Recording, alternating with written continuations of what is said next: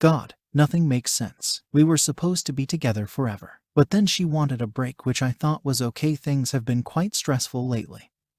But we agreed to stay in touch with each other. She would respond to one message and then ignore me for hours. So the next day, I'm at work. Then she tells me she's at a friend's house, a guy she knows I despise. We argue. I leave work. I'm such an emotional wreck because I think she's been cheating at this point. I picked her up from there so we could talk, and I couldn't trust her. We argued about what she had been doing and why she had been there. I wanted to believe her so bad, but my gut wouldn't let me. I begged her to show me her phone and the conversation she was having with this guy, and she wouldn't, no matter how much I begged. So I told her to get out of my car. I drove home and cried. Later she called to tell me she was going out with her friends drinking.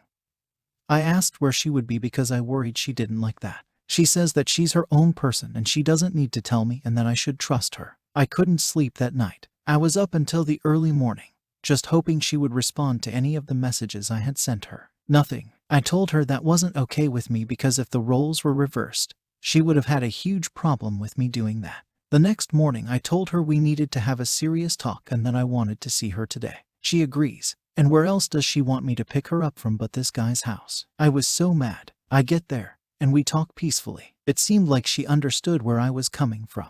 Then I noticed the marks on her neck. My heart sunk. I pointed them out to her and asked her what the fuck those were. She didn't know what I was talking about at first. So she looks in the mirror and says she doesn't know how they got there and swears that someone must have done it without her consent while she was crashing on this guy's couch. I was a madman. Rage overtook me. I didn't know what to think. So foolishly believing her, I drove back to his house to confront this guy. He claimed no knowledge and that he was sleeping when she got there. We left, and I told her to call the cops to report it. I figured if she were lying to me, she wouldn't lie to the cops. So we collect her things, and I drive her back to her mom's apartment, where they both live to wait for the cops. When they arrived, they told me I would have to leave so she could make a statement. I was confused, but I complied. What else was I going to do? So once I got home, I started texting her telling her that everything would be okay and to be strong.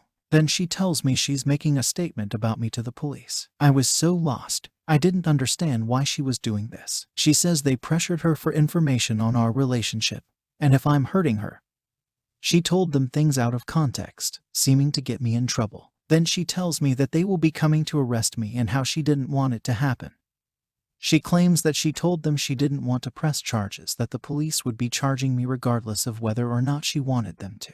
Then she tells me that she never wanted any of this to happen, telling me that she didn't want to get me in trouble and why I made her go to the cops. I should have known then what was up and just left her forever. But I didn't because I do love her with all my heart. So we continued to text, and I said some things to make her feel bad for putting me in this situation just for trying to get her the justice she deserves. Then I got picked up by the cops at like 11 p.m. that night, fingerprinted and then discharged. After that, I didn't message her for a day. She spammed my messages, telling me how much she loved me, how much she missed me and how she didn't want to live if it wasn't with me, asking me not to hate her forever, and that no matter what happens, we'll get to be in heaven together, about how she will always be my little star, how she'll never love anyone else but me, and how she would rather kill herself than cheat on me. Then she tells me that she remembers more about how she was assaulted in her sleep, how she remembered exactly who it was. So I told her to go downtown to the police station to make another statement, which she did if the photos she sent proved anything.